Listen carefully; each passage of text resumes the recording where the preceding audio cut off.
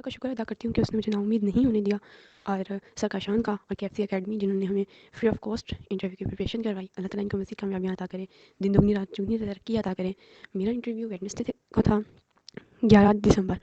हम 7:30 बजे वहाँ पहुँचे हैं, तो उन्होंने हमें वेट करने के लिए कहा। तकरीबन 9 बजे तक हमारे इंटरव्यू स्टार्ट हो गए। हमें नंबर अलॉट कर दिए गए थे।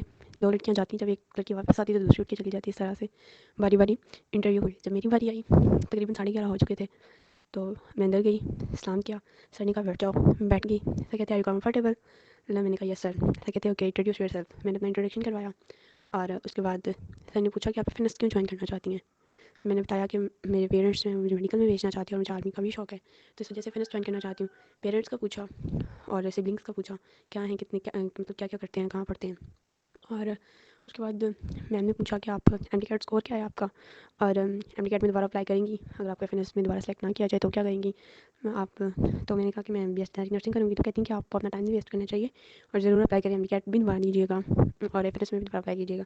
मैंने कहा ठीक है मैम। मैम कहती हैं कि अगर आपको दूर दराज भेज दिया जाए कहीं भी, फर्स्ट कहीं आपको स्कर्दू भेज दिया गया, तो आप चली जाएंगी इतनी दूर। मैंने कहा यस सर, कोई मसला नहीं है, मैं चली जाऊँगी। या फिर कहती कि इतनी टफ ट्रेनिंग होती है नर्सिंग की, तो आप कर लेंगी, इतनी टफ ड्यूटी होती है, कभी दिन को कभी रात को, तो आप कर लेंगी। मैंने कहा यस मैम, मैं कर लूँगी।